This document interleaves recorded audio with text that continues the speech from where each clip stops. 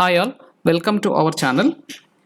ഇന്ന് നമ്മൾ നോക്കുന്നത് കൽക്കട്ട നൈറ്റ് റൈഡേഴ്സും MI തമ്മിലുള്ള മാച്ചിൻ്റെ ഫോർകാസ്റ്റ് ആണ്. സോ ഇത് 60th മാച്ചാണ് IPL നിന്നുള്ള. സോ അതിനു മുമ്പ് നമ്മുടെ ചാനൽ സബ്സ്ക്രൈബ് ചെയ്തിട്ടില്ലാത്തവർ ഒന്ന് സബ്സ്ക്രൈബ് ചെയ്യുക. വീഡിയോ ഇഷ്ടമായെങ്കിൽ ലൈക്ക് ചെയ്യുക. അതുപോലെ തന്നെ നിങ്ങളുടെ നിർദ്ദേശങ്ങളും അഭിപ്രായങ്ങളും നമ്മുടെ കമൻറ്റായി രേഖപ്പെടുത്തുക. സോ ഇന്നത്തെ മാച്ച് നടക്കുന്നത് വെന്യൂ എന്ന് പറയുന്നത് ഏതൻ ഗാർഡൻസ് ആണ് കൊൽക്കട്ടയിലെ. കമ്പാരിറ്റീവ്ലി ചെറിയ പിച്ചാണ്, അതുപോലെ തന്നെ ബാറ്റിംഗ് ഫ്രണ്ട്ലി ആയിട്ടുള്ളൊരു പിച്ചാണ്. പിന്നെ പറയുകയാണെങ്കിൽ പേസേഴ്സിന് അനുകൂലമായിട്ടുള്ളൊരു പിച്ചും കൂടിയാണ്. സ്പിന്നേഴ്സിന് വിക്കറ്റ് കിട്ടുന്നൊരു പിച്ചാണ്. അപ്പോൾ ഇന്നത്തെ മാച്ചിൽ ഇപ്പോൾ നമ്മൾ കോൺടെസ്റ്റുകളിലൊക്കെ ജോയിൻ ചെയ്യുമ്പോൾ മാക്സിമം ഒരു 70% എങ്കിലും ബാറ്റ്സ്മാനെ നമ്മൾ പ്രിഫർ ചെയ്തിടുക. ബാക്കിയുള്ള 20% എന്ന് പറയുന്നത് ഫാസ്റ്റ് ബോളേഴ്സിനെ ആയിരിക്കണം, അതായത് ഡെത്തിൽ ബോൾ ചെയ്യുന്ന ഫാസ്റ്റ് ബോളേഴ്സിനെ ആയിരിക്കണം പ്രിഫർ ചെയ്യുക. പിന്നെ ഉള്ളത് 10% ഒരു ക്വാളിറ്റി സ്പിന്നേഴ്സിന് നമുക്ക് പ്രിഫറൻസ് കൊടുക്കാം. പിന്നെ വിക്കറ്റ് എത്രത്തോളം വീഴും എന്നുള്ളത് വളരെ അൺപ്രഡിക്റ്റബിൾ ആണ്. ചിലപ്പോൾ വിക്കറ്റ് കിട്ടാതിരിക്കാം. ആ ഒരു രീതിയിലുള്ളൊരു പിച്ചാണ്. ബാറ്റ്സ്മാൻ എന്തായാലും കംപ്ലീറ്റ് ആയിട്ട് എൻജോയ് ചെയ്യും. പിന്നെ കൂടുതലും ഇവിടെ ജയിച്ചിട്ടുള്ളത് സെക്കൻഡ് ബാറ്റിംഗ് ചെയ്യുന്നവരാണ്. അതായത് ഇവിടുത്തെ ഒരു ആവറേജ് ഫസ്റ്റ് ഇന്നിംഗ് സ്കോർ എന്ന് പറയുന്നത് തന്നെ 164 ആണ്. ഹയസ്റ്റ് സ്കോർ 262 ആണ് പഞ്ചാബ് എടുത്തിട്ടുള്ളത്. അന്ന് KKRനെതിരെ. അന്ന് KKR 261 എടുത്തിട്ടുണ്ടായിരുന്നു 4-6. ഇതിന് എഗൻസ്റ്റ് ആയിട്ട് പഞ്ചാബ് ചേസ് ചെയ്ത് വിജയിച്ച ഗ്രൗണ്ടാണ്. അപ്പം എത്രത്തോളം ബാറ്റിംഗ് ഫ്രണ്ട്ലി പിച്ചാണെന്നുള്ളത് നമുക്ക് മനസ്സിലാക്കാൻ പറ്റും.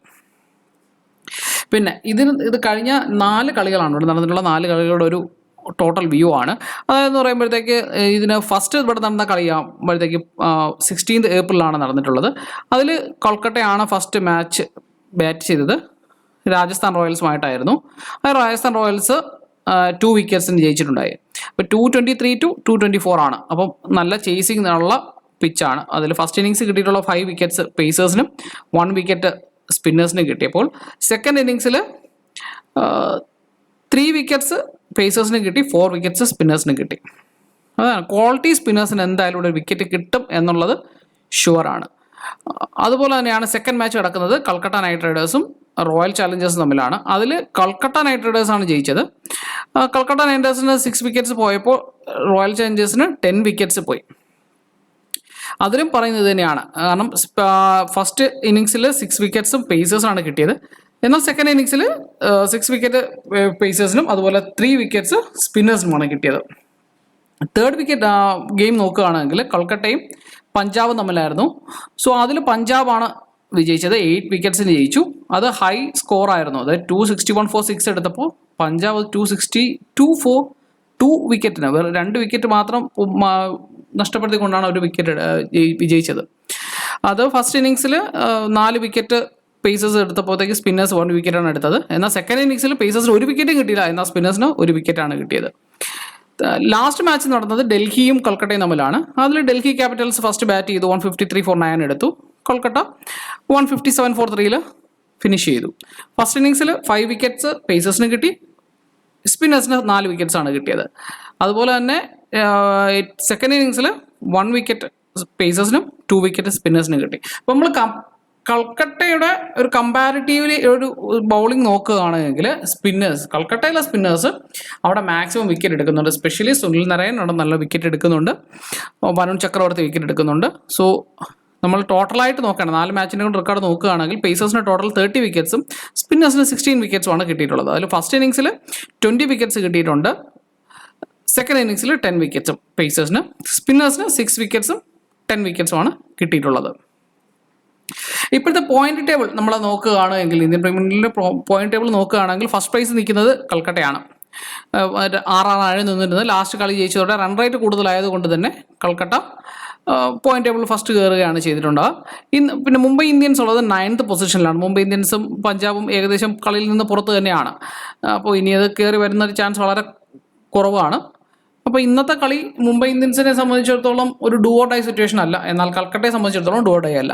പിന്നെ കൽക്കട്ടയുടെ സ്ഥാനം 1ാം സ്ഥാനത്ത് നിലനിർത്താൻ നോക്കുന്നു. മുംബൈ കുറച്ചുകൂടെ മെച്ചപ്പെട്ട് മുകളിലോട്ട് കയറി വരാൻ നോക്കുന്നു. അതാണ് രണ്ടും തമ്മിലുള്ള ഒരു വ്യത്യാസം എന്ന് പറയുന്നത്. 2 ടീമും നല്ല ടീം തന്നെയാണ്. അപ്പം നമ്മുടെ പ്ലേയിങ് 11സിനെ നോക്കുകയാണെങ്കിൽ നമ്മുടെ കൽക്കട്ട നൈറ്റ് റൈഡേഴ്സിൻ്റെ പ്ലേയിങ് 11 എന്ന് പറയുന്നത് സ്റ്റാർട്ടിങ്ങിൽ സുനിൽ നരയനും ഫിലിപ്പ് സാൾട്ടോ ആയിരിക്കും ഫസ്റ്റ് എന്ന് പറയുന്നത്. ഓപ്പണിംഗ് ഇറങ്ങുക. സെക്കൻഡ് എന്ന് പറയുന്നത് ശ്രേയസ് അയ്യർ, പിന്നെ രഘുവംശി, റിങ്കു സിംഗ്, റുസൽ, റംദീപ് സിംഗ്, വെങ്കടേഷ് അയ്യർ, സ്റ്റാർച്ച് വരുൺ ചക്രവർത്തി, ഹർഷിത് റാണ. ഇതിൽ നമ്മുടെ വെങ്കടേഷ് അയ്യരും എപ്പോഴാണ് ഇറങ്ങുന്നത് അറിയത്തില്ല. ഇൻ സം കേസസ് തേർഡ് പൊസിഷനിലും ഫോർത്ത് പൊസിഷനിലും ഇറങ്ങാറുണ്ട്. ശ്രേയസ് അയ്യറിന് മുമ്പ് ഇറങ്ങാറുണ്ട്, ശ്രേയസ് അയ്യറിന് ശേഷം ഇറങ്ങാറുണ്ട്. അതുപോലെ തന്നെ റുസലിൻ്റെ കളിയും ഒരു ഇത് തന്നെയാണ്. ഇതിൽ സുനിൽ നരയൻ ഇന്ന് എത്രത്തോളം സക്സസ് ആകും എന്നുള്ളത് നമുക്ക് നോക്കാം. കാരണം എന്ന് വെച്ചാൽ ബാറ്റിങ്ങിൽ ഫസ്റ്റ് ബുംറ ബൗൾ ചെയ്യുകയാണ് എങ്കിൽ സുനിൽ നരയനെ സംബന്ധിച്ചിടത്തോളം കുറച്ച് ടഫ് തന്നെ ആയിരിക്കും. ബാക്കി പ്രശ്നങ്ങളൊന്നും കാണുന്നില്ല.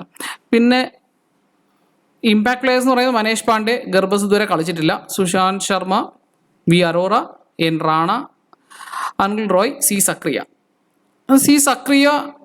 മനേഷ് പാണ്ഡെ നല്ല ബാറ്റ്സ്മാൻ ആണ്. പിന്നെ അതുപോലെ തന്നെ സുശാന്ത് ശർമ്മയും സക്രിയോ ആരെങ്കിലും ഒരാളെ ചിലപ്പോൾ ഇറക്കാൻ ചാൻസ് കാണുന്നുണ്ട്. ഇമ്പാക്ട് പ്ലെയർ ആയിട്ട് ഇറക്കാൻ ചാൻസ് ഉണ്ട്.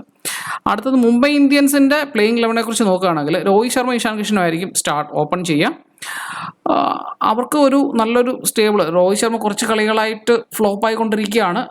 അതിൽ നിന്ന് മാറി ഒന്ന് ബാറ്റിംഗ് തിരിച്ചു വന്നു കഴിഞ്ഞാൽ നല്ല രീതിയിൽ അവർക്ക് പിടിച്ചു നിൽക്കാൻ സാധിക്കുമെന്ന് തന്നെയാണ് കഴിയുന്നത്. കാരണം ഇപ്പോൾ വേൾഡ് കപ്പിൻ്റെ ഇതും കൂടെ നടക്കുകയാണ്. അപ്പോൾ അതുകൊണ്ട് രോഹിത് ശർമ്മ ഇനിയുള്ള കളികളിലും കളിച്ച് ഫോമിലോട്ട് തിരിച്ചു വരുമെന്നുള്ളൊരു പ്രതീക്ഷയിലാണ്.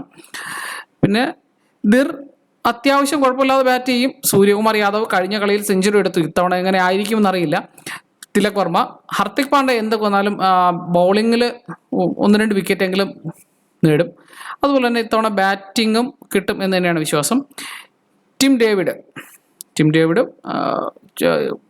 വിക്കറ്റ് പോകുന്നെങ്കിൽ മാത്രമേ ഈ താഴോട്ടുള്ള ബാറ്റ്സ്മാൻമാർക്കെല്ലാം ഒരു ചാൻസ് കിട്ടത്തുള്ളൂ. കാരണം രോഹിത് ശർമ്മ, ഇഷാൻ കിഷൻ, സൂര്യകുമാർ യാദവ്, തിലക് വർമ്മ, ഹർദിക് പാണ്ഡ്യ ഇത്രയും പേരുടെ തന്നെ ഒരു നല്ലൊരു ബാറ്റിംഗ് ലൈനപ്പാണ്. അവർ ഫ്ലോപ്പ് ആയാലാണ് ടീം ഡേവിഡിനൊക്കെ ഒരു ചാൻസ് കിട്ടുക തന്നെ.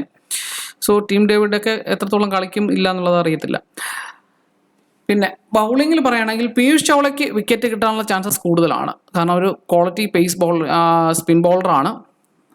സ്വാഭാവികമായും ഒരു ക്രൂഷ്യൽ പോയിന്റിലായിരിക്കും ചൗള ഇറങ്ങുക. ആ ടൈമിൽ വിക്കറ്റ് എടുക്കും എന്ന് തന്നെ വിശ്വസിക്കാം.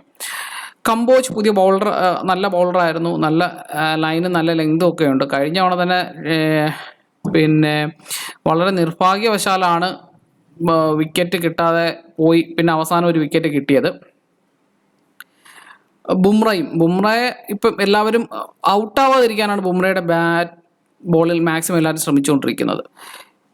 പിന്നെ ഇമ്പാക്ട് പ്ലെയറായ S Sharma, Brevis, Mulani, Shepherd, Wadhera, Elwood, Nabi, Coetzee ഇറങ്ങുമെങ്കിൽ ബുംറയ്ക്ക് ശേഷം ബൗൾ ചെയ്യുമ്പോൾ സ്വാഭാവികമായിട്ടും കോട്ടസിക്ക് വിക്കറ്റ് കിട്ടാനുള്ള ചാൻസസ് വളരെ കൂടുതലാണ്. പിന്നെ നമ്മൾ ഇതിനൊരു നോർമൽ ഒരു പിക്ക്, എത്രത്തോളം ബെസ്റ്റ് പിക്കും ഒരു ഡിഫറൻഷ്യൽ പിക്കും ആണുള്ളത്. അപ്പം ഇതിൽ സ്വാഭാവികമായിട്ടും സുനിൽ നരയൻ, KKR സുനിൽ നരയൻ, റിങ്കു സിംഗ്, റുസൽ, സ്റ്റാർച്ച്, ചക്രവർത്തി, എച്ച് റാണ ഇവരൊക്കെ മസ്റ്റ് പിക്ക് എന്നുള്ളൊരു രീതിയിലാണ് കാണുന്നത്. പിന്നെ മുംബൈ ഇന്ത്യൻസിൻ്റെ പറയുകയാണെങ്കിൽ രോഹിത് ശർമ്മ, ഇഷാൻ കിഷൻ, ഹർദിക് പാണ്ഡ്യ, കമ്പോജ്, പീയൂഷ് ചൗള. ബുംറയ്ക്ക് ഉൾപ്പെടുത്താന്ന് പറഞ്ഞാൽ ബുംറയ്ക്ക് മാക്സിമം ഒരു വിക്കറ്റ് കിട്ടാനുള്ള ചാൻസസേ കാണുന്നുള്ളൂ. ഫസ്റ്റ് ബോളിംഗ് ആണെങ്കിൽ. സെക്കൻഡ് ബോളിംഗ് ആണെങ്കിൽ ബുംറയ്ക്ക് 1-2 വിക്കറ്റിൽ കൂടുതൽ കിട്ടാനുള്ള ചാൻസസ് ഉണ്ട്. പിന്നെ ഡിഫറൻഷ്യൽ പിക്കിൽ സുനിൽ നരയനോ രോഹിത് ശർമ്മ എന്ന് കൊടുത്തിരിക്കുന്നത്. രോഹിത് ശർമ്മ നല്ല രീതിയിൽ ബാറ്റ് ചെയ്യുകയാണെങ്കിൽ സ്വാഭാവികമായും സുനിൽ നരയന് വിക്കറ്റ് കിട്ടത്തില്ല. അതുപോലെ തന്നെ ബുംറയ്ക്ക് ഫസ്റ്റ് ഓവർ കൊടുക്കുകയാണെങ്കിൽ സുനിൽ നരയൻ ബാറ്റിങ്ങിൽ കിട്ടാനും ബാറ്റിംഗ് ചെയ്യാനും ചാൻസ് കുറവാണ്. സോ അതുകൊണ്ട് സുനിൽ നരയൻ, അതുപോലെ തന്നെ ഫ്ലിപ്പ് സാൾട്ടിൻ്റെ വിക്കറ്റും ബുംറയ്ക്ക് കിട്ടാനുള്ള ചാൻസ് ഉണ്ട്. പക്ഷേ ഹർദിക് പാണ്ഡ്യയുടെ ക്യാപ്റ്റൻസി വെച്ചിട്ട് എങ്ങനെയാണ് ബുംറയ്ക്ക് ഫസ്റ്റ് പവർ പ്ലേയിൽ വിക്കറ്റ് പിന്നെ ഓവർ കിട്ടുമോ ഇല്ല എന്നുള്ളത് കണ്ടറിയണം. റിങ്കു സിംഗ് എന്നൊരു ട്രംപ് കാർഡ് തന്നെ ആയിരിക്കും. അതുപോലെ തന്നെ ഹർദിക് പാണ്ഡ്യയും ട്രംപ് കാർഡ് തന്നെ ആയിരിക്കും. So stay tuned with us for more updates. Thank you.